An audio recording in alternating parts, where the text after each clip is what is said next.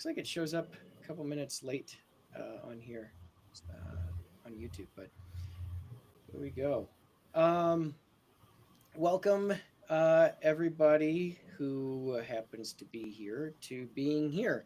So, the Striving Novelist Support Group is kind of a rotating weekly kind of group of writers who support each other. Is the idea. So we talk about the things that are we're working on, kind of our goals and how we feel like we've been doing for our goals, and we talk about maybe a topic that is of interest or concern to us as writers, and kind of discuss it.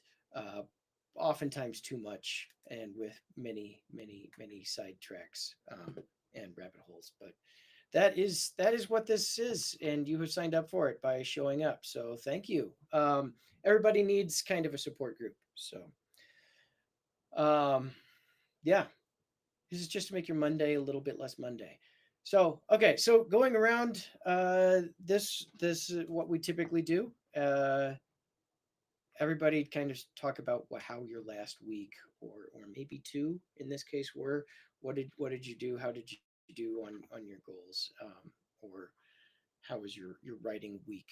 So I, maybe we should introduce ourselves. We haven't been introducing ourselves. So as we go around, just kind of say your name. So um, and say who you are so that people can hear. I guess I'm Michael. I have the camera channel, so that's why I'm here. So uh, and then on with me, I'll just go ahead and do the introductions. Michelle, um, Josie, and Eileen. So we're all sitting here talking about writerly things. So who wants to go first to talk about last week?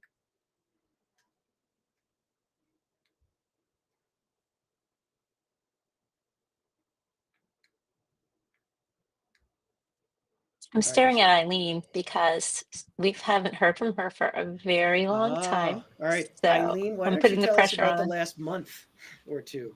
So Uh, Gosh, in terms of writing, yeah, your writing goals, I support group stuff.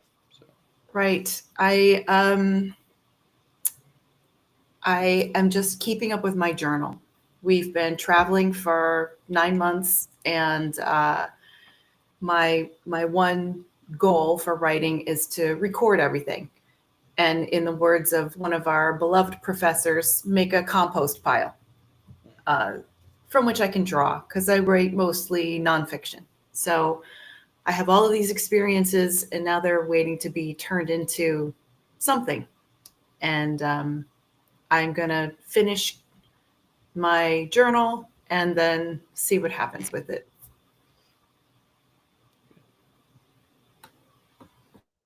thanks, Eileen. Michelle, since you voluntold her, it's only fair that you're voluntold next. Okay. All right. I'm going to also plug her pole to pole travel. Um, Eileen writes about her travels, and it's amazing. And she has pretty much traveled most of the world now. I'm not sure.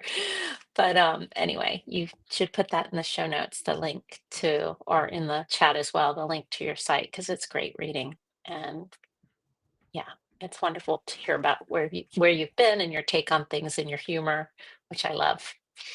Um, so now I will just tell you about my week. I have been brainstorming for part two of my novel. I haven't actually written any complete sentences yet, but I needed to create the setting of where it picks up, and it's a totally different setting than where I've been. So I've spent a lot of time just conjuring that up and making a lot of notes on it. So hopefully oh, I'll talk about that later, but that is where I am right now.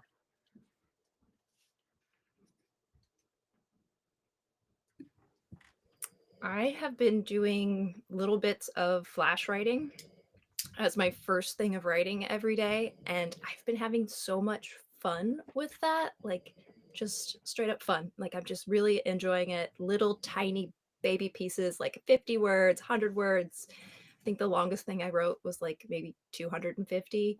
And yeah, it's just been really enjoyable. It gets my like creative mind working, and then when I'm finished with that, then I've been working on my novel. I haven't hit every day. I'm not writing every single day, but it wrote more than not, so that's good. And yeah, it's been really nice to have fun with it again. I think I got like bogged down, and having these little microfictions to just play with have been really fun. I think that's important, having fun with the writing. Like you're writing for.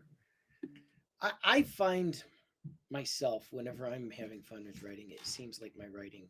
I know some people say that you can't really tell if you're really struggling or not, as a reader. But I don't know. Reading my stuff whenever I'm feeling it, like just having fun with it, I find it better personally. But um, maybe that's not always the case. Um, Personally, not an awful lot of writing this week.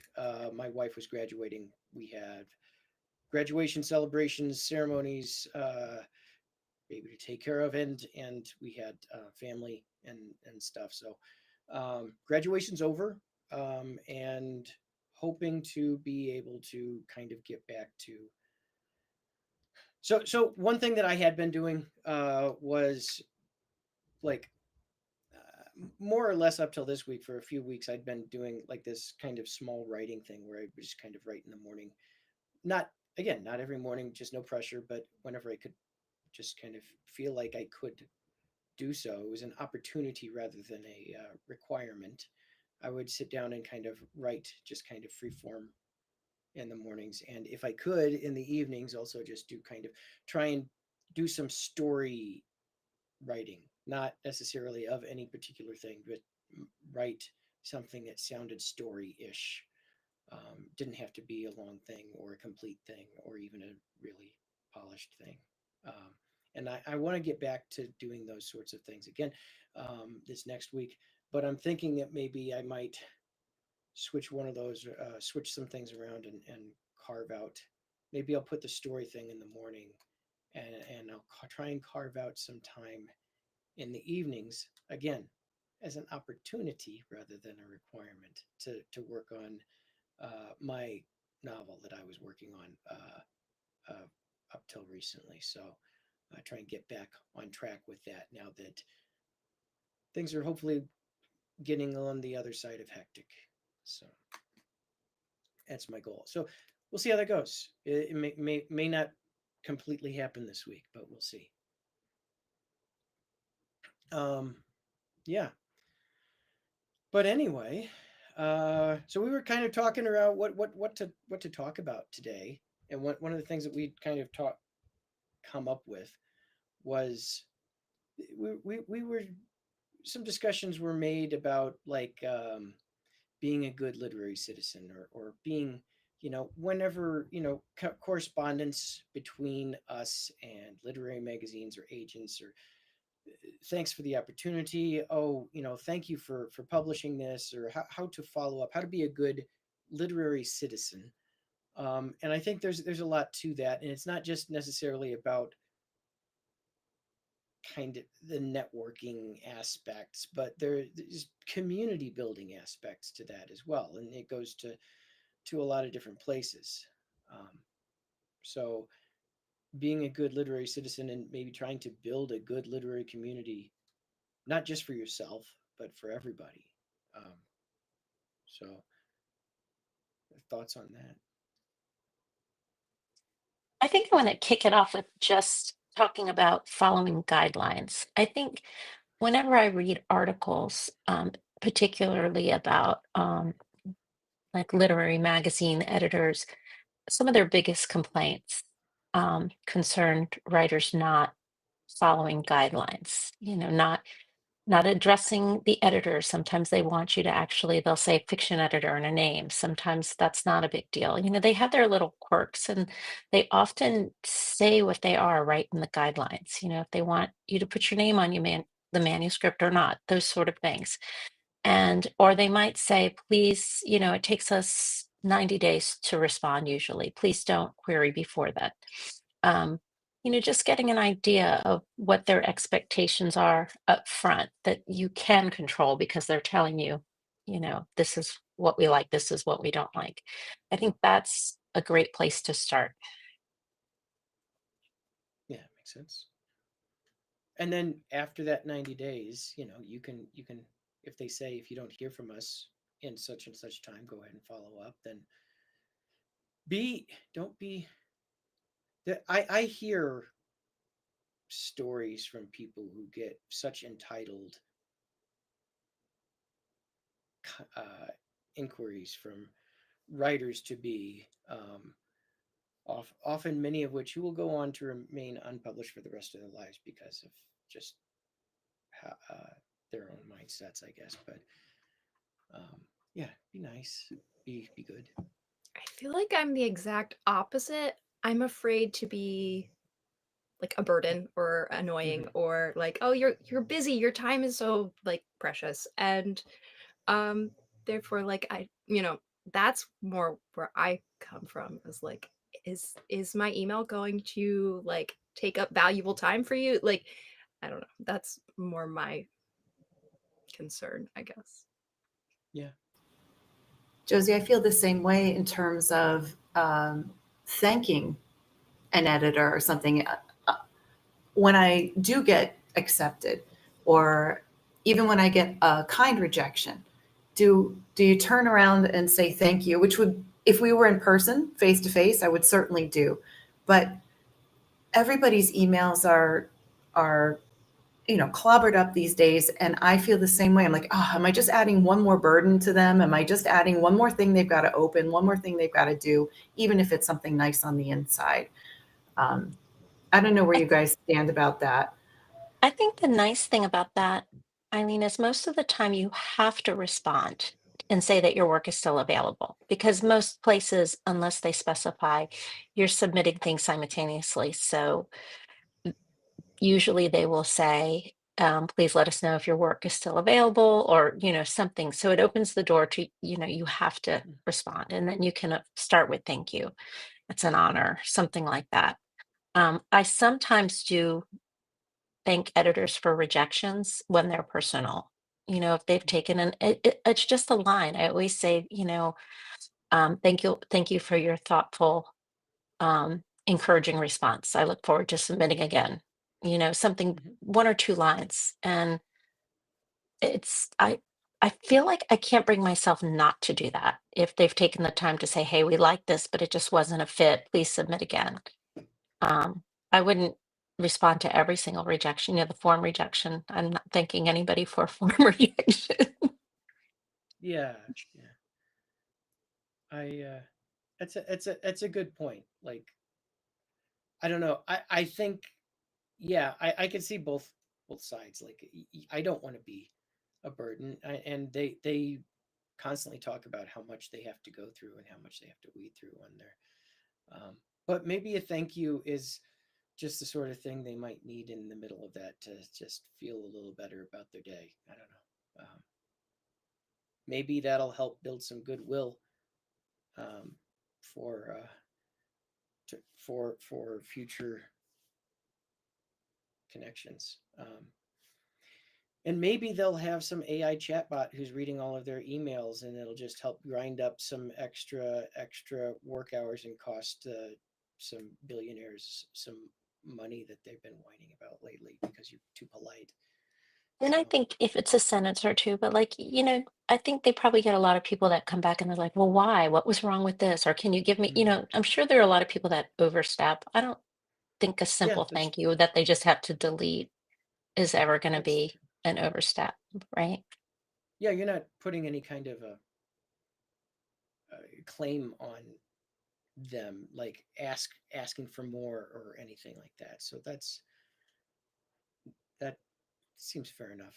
Um, and if they have a problem with that, I guess that's fair enough. It's not going to be possible to always be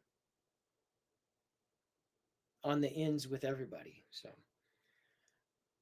um, but yeah, so being, I think that there could be some goodwill you could build that way, and it doesn't sound like everybody does it. Like it just being polite, like your grandma told you. Show up and say, sorry, this wasn't for us. Oh, thanks for the opportunity for reading it then, and just thanks for the feedback. Thanks for accepting me. That's I think that probably gets done more often, but it's might get buried in back and forths. Um, I could see that being something that we get at Story Street whenever we're doing our contests, and whenever we have like we get some feedback, but the vast majority just saying more news on the contest in a minute. But just saying, like we typically don't get that much. We get like a small handful per the hundreds or thousand of entries that we actually get. We do get a few emails with some polite follow up. So maybe it's something to examine there for everybody's every day. Um, but what about just like community building or interacting with people on the socials or writing conferences and stuff too? I have been because I got that little 50-word piece, and Michelle, you commented on it, and that like felt really great. Like it was good to like, and then a couple other people had commented. And so I've been trying to do a little more of that where I'm on, if I'm on something and I'm reading it and it has a place, not everyone does, not everything does, but um, if it has like a thing where you can like comment to give some encouragement and let people know what I liked about it, or just to be a little more active. And yeah, so, and it feels like I know because like I do the book reviews. Book reviews are really important for authors. Um, and it feels good to be giving those reviews, and it's good because other people they hear about the books. It helps, and it's the same for these little pieces. It's the same for these literary mags. It's the same, like everybody deserves, needs, whatever, to have some feedback that people are reading and enjoying their things. Like obviously I wouldn't give, if I didn't like it, I wouldn't give bad feedback, but to just give a little love to stuff. Yeah. Yeah, and I think that's something like this. Obviously, we don't always have like a comment section or something, but maybe if there's a link that you followed on social media or something, social media might be falling apart or might be changing direction or whatever. But just it's something that kind of might help. I've taken some recommendations for articles before based on some comments, and that exposed me to some new writing, new things. So I think it's that's another thing, like building out, maybe directing people to things that you find useful. I know that's kind of what social media is supposed to be about, but a lot of times we just get on and we're scrolling or sharing things that are more um, well, a lot of complaints lately, or else just being more uh, personally centric on our uh, thoughts, but maybe sharing someone else's thoughts be good. Yeah, I think if you read something, and especially if you're on a social site like Instagram or something, and you go to someone's writing, and I guess Instagram's hard because you really can't share it the same way you can on Facebook or on Blue Sky, but just to retweet, share, whatever the social media platform allows you to do. If you really like something, and maybe not just share it, but make a comment of what you liked about it, because a lot of times that's someone will go, "Oh, I'm looking for a book about girls who only wear red shoes," or whatever it is that you say. And I think all of us as writers care very much about having our work read by as many people as we can reach. And that's a great way to kind of pay it forward and share people's things that you really enjoyed. We were also in another conversation talking about in-person support. So if there's an author locally that's having a book signing or an author chat, um, if you have time, I know everybody has such busy lives, but it's really fun to go to and support people because I've heard nightmare stories about authors going to their book signings and nobody showing up, and you can learn so much and create a network at the same time, not just potentially with that author, but with all the other people there that share similar interests. Yeah, that's true. In person is important, and that's like there's also like writing conferences or like the writing.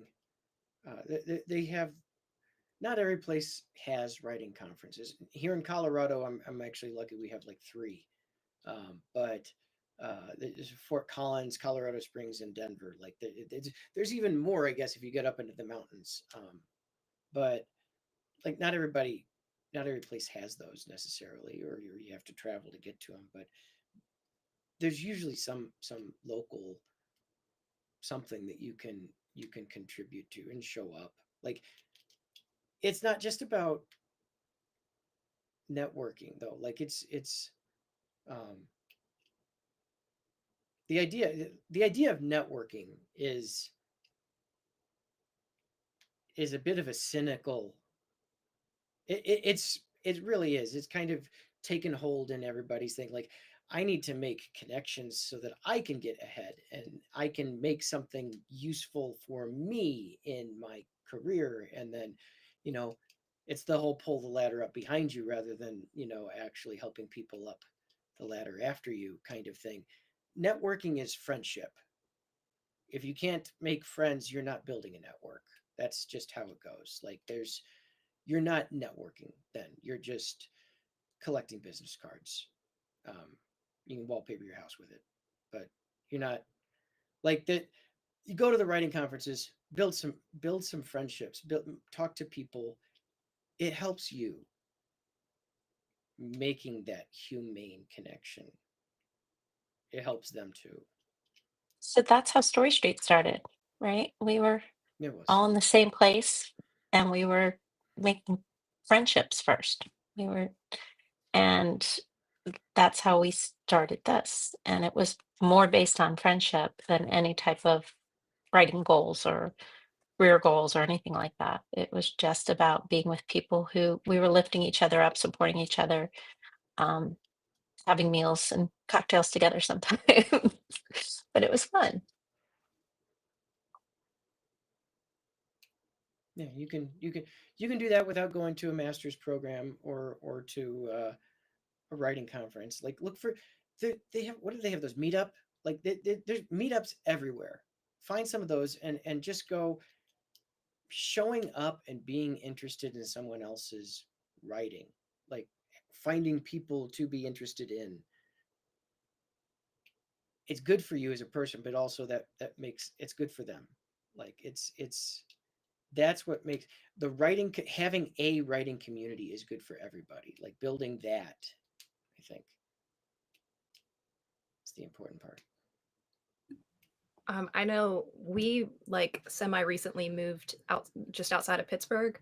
And my husband was at a bookstore and found like a flyer or something there, and turns out there's this whole like big writing thing in Pittsburgh, and they have like all these different events and all these different things. Nice. And I had never heard about it, and I have like been in some like small like things with other writers in Pittsburgh, but I've never heard of this whole big organization that does like all of these, like they do like coffee shop meetups and they do other like more formal things, and they have all these different things going on, and I had never heard of it. So like it's out there. You just gotta, I mean, and local bookstores are a good place to. That's he was in a local bookstore and there was a flyer on the counter. Like that's Yeah. how we found out. Support your local bookstores too. Yes. Like Josie, when those are you the started core. talking, sorry, Michael. When you started talking, I thought you said there was a fire in the bookstore. Oh no. Like, what? That's like the No, worst It's thing. terrible. Fly. That would be the worst thing ever. Yeah. Flyer. So,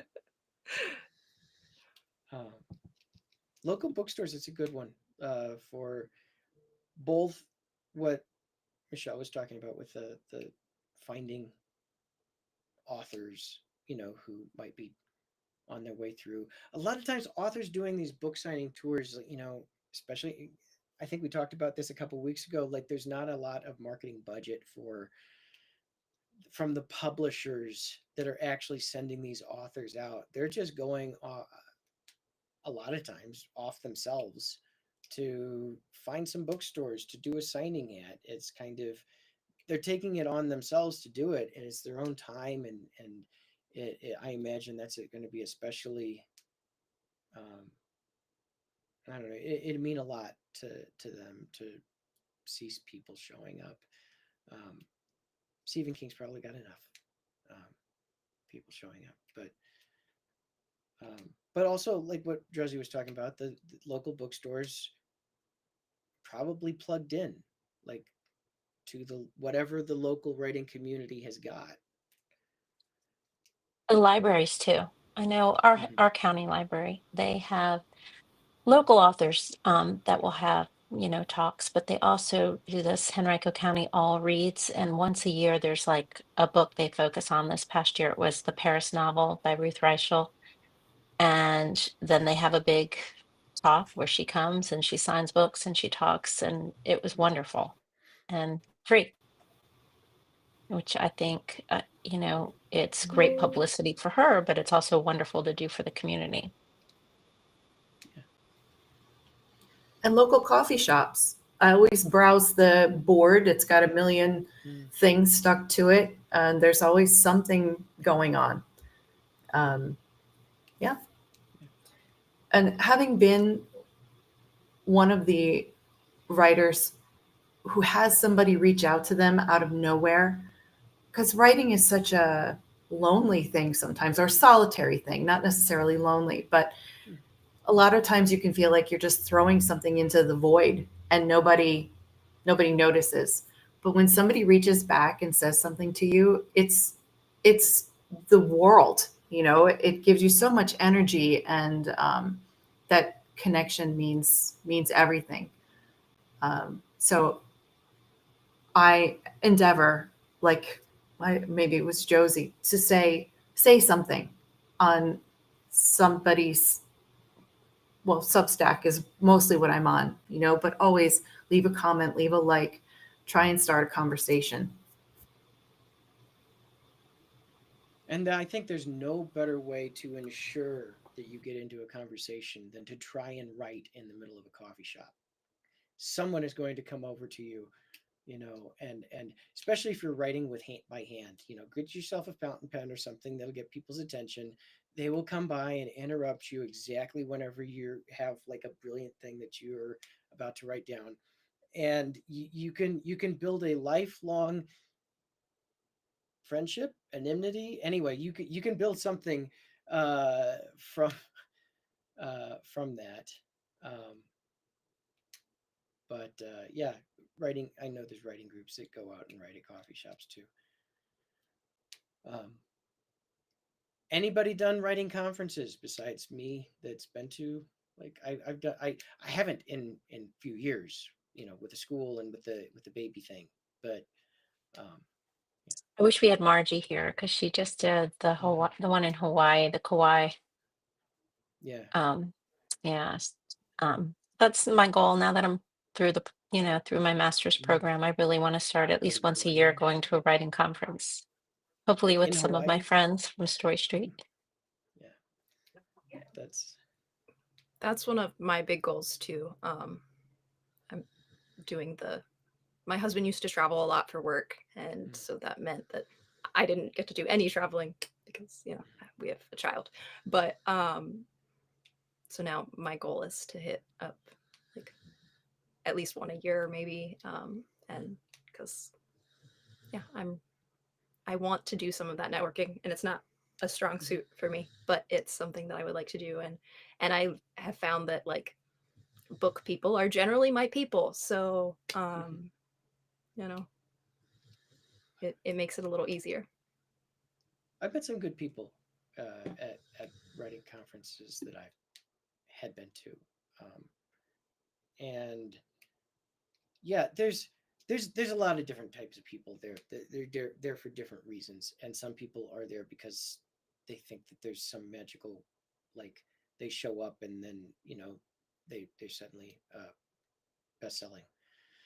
um, and they're obviously not there for the community, or but there's a lot of people who are there because there's nobody to talk to at home about their books, and they want to write, and they want to talk to people about writing, and they want to build that, and they don't necessarily have a master's program in their backyard or their basement, and it's a really great way to get that kind of connection, but you do have to find those people there, and do that.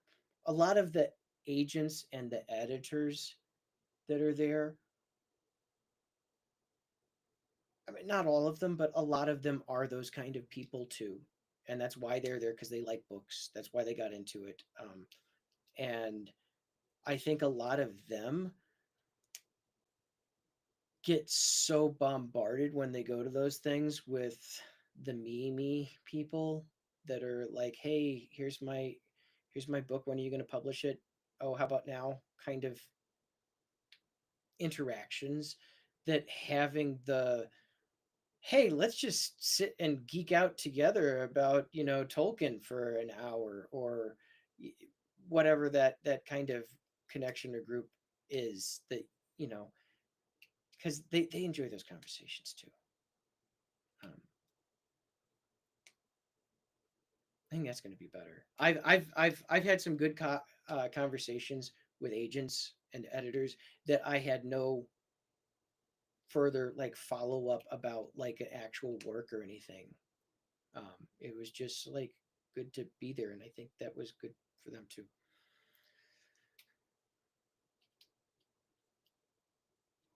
Um, so yeah, I'm writing conferences. Look online. Was it Poets and Writers that does it? They have like a big database or something. And there's like an issue usually of most of the writing magazines will have like a big writing conference issue like once a year. Might be too late for the writing conference. It was just last week, but if you get it, you can plan ahead.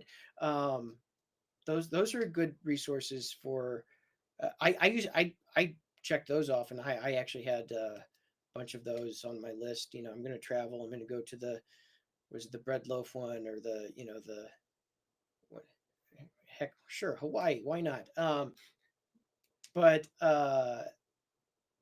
yeah, they're a good place to look. There's some that aren't in there though, so check your local state, because I know that's how I found some of the ones that are local here. And I'm gonna go this year. I'm gonna try. Well, I'm gonna try and go this year. We'll see if I can get back into it with everything that's going on. It's this one here, for example, is like 3 days. It's usually like starts on a Thursday for like the really early birdies, but Friday, Saturday, Sunday, weekend type of thing. So um, yeah.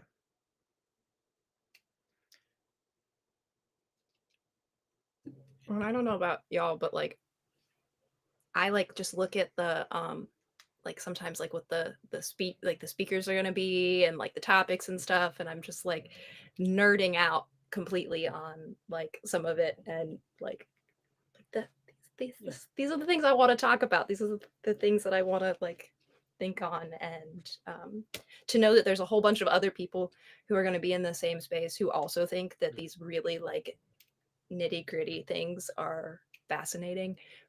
These like topics that are all about writing are things that they are just as excited about, that you can fill like a whole place with people who have that interest. That's it's an exciting, everything's divided. Everything is, it feels like it's really hard to find people with common interests and things right now. And like, I don't know, it's extra cool to think that there's a bunch of us who care about the nitty gritty of craft and all of that. It's true. Um, the ones here, they usually have like, it. You can pick they have like three tracks, like beginning writing, um, because they know they have the people who this is how they're trying to learn more about it. And then there's the slightly more advanced topics, and then there might be the business topics, like the taxes for writers, which is always such a hot seller. But uh, people who might need some in the stuff that's not just the putting the words down. So, um, so yeah, writing conference. Any other ideas or thoughts about, like, obviously you could go to school, go back to school. It's not for everybody, but and I know a lot. There's You don't have to get a writing degree or go to a master's program, MFA, whatever that might be, in order to be a writer. You don't have to have a high school degree to be a writer. You just have to write. But there, for people who are really interested in the craft and the how, and not just that, actually caring about the words and caring about the community, that's there can't you get out of it what you put into it. And I think especially with the community part, but it is something that's an option too.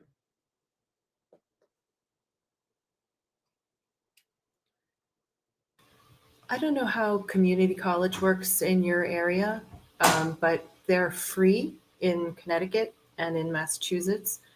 Um, it's a great low cost way to go, say, audit a writing class. It costs you nothing, um, and start building a community if you can't find one, that you're interested in joining. Um, Low commitment, but it immerses you a little bit. That's a good point. Well, we have few places like our Fine Arts Museum. They do classes. There's a few places around town where they have um, art classes, but writing classes. They'll have photography, but they'll be like local community art centers. And a lot of times you can find writing workshops, and they might be 4, 6 weeks long or whatever, 11 weeks long. And I've met a lot of great local writers in those as well. That's how when my kids were little, that's how I kept up writing. I would take, I guess, one every semester. And it was just nice to be around adults talking about writing and actually get a little bit done. So just like, yeah, community-based things. Just I think the beautiful thing about the internet is you can just start searching and you'll find things, ways to connect to different writing programs, and writing communities. And also, once you meet a couple people, kind of start your own little Zoom, your own little writing workshop, your own writing time. I'm trying to think of other ways we talked about building community, but also um, pulling people up, encouraging other writers, especially ones that are just starting out, um, and, giving positive feedback when you can, trying not to be too harsh with the criticism. I know you see that a lot, especially on social media reviews of things. People very boldly state things because they don't have to look the person in the eye and say them. But there's so many positive ways you can encourage people, um, and find, not sugarcoat things too much where you're not being truthful, but also, look for the positive. Something that, like, writing groups, it's probably a whole extra thing. But I know a lot of people. A lot of times, first thing people, how do I find a writing group? How do I get a writing group? How do I get into it? There's not really a secret. It's just like find writers who you make friends with, um, and yeah, go places to find them. And we've talked about several of them here, but yeah, there's if you you might have to be the one to suggest it, and it's not necessarily a writing group that's floating around, at the bus stop picking up uh, people waiting at the corner. So um, it's hard as an introvert centric kind of a situation as writing is for a lot of people, but um, find other introverts. Um, yeah, uh, that's yeah. We should probably put a pin in that one and talk about writing groups in particular in a different day, I guess, because there's that is something I know there's a lot on. But community, just build a community, be a good community citizen. Um, and we're coming up on like 15 minutes, so uh, if there's any unless anybody had anything else, I guess we could probably start going around the horn on the what's coming up this next week. So yeah, I'll go first since I'm talking, which I usually am, but I'll go first. Um, yeah, so I'm gonna just like I said at the beginning, I already kind of did my hopes and dreams for this next week, but I'm going to try and work on continuing to do this, right in the little bit, just little bits in the morning, right, little bit in the evening. But I'm going to try and find a way to shuffle it around and make some time to get so that I'm working on the writing that I'm working on my middle grade novel. So that's my goal for this next week. Um, and then, yeah, I'm going to probably go back to my 10 pages a week goal that I was doing for a while because it always turned out to be more than that. Um, I'm kind of still in that honeymoon stage of having finished my thesis and getting ready to graduate. So I'm not putting too much pressure on myself, but I really do want to start um, being more productive. I'm waiting to hear back about the NYC Midnight Flash 100-word contest. And so I might be writing like crazy one day next week if I move on to the next level. So to wait and see. we're going to put a pin in that, but more to talk about contests here at the end here. Good luck, Michelle. Thanks, I Eileen. think my goal for the week is to get myself back into a routine. We've been um, all, our schedule's been all over the place. And so coming back home and trying to find my quiet time of the day, it's not necessarily first thing in the morning, but carving out like an hour for myself every day. Um, that's my big goal, and catch up on my journal.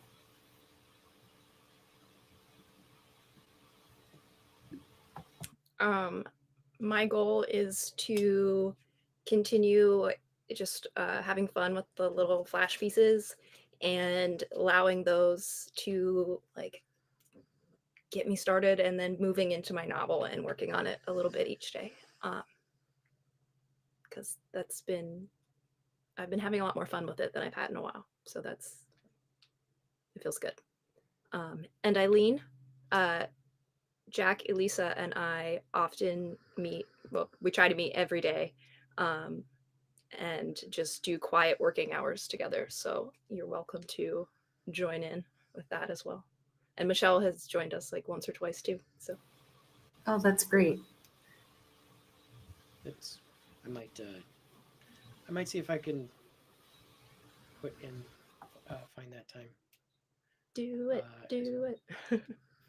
I'm gonna see, but yeah, I don't know what life looks like on the other side of this past week, so we'll find out what scheduling settles down to. Kids are also in baseball, but that's usually the evenings. But yeah.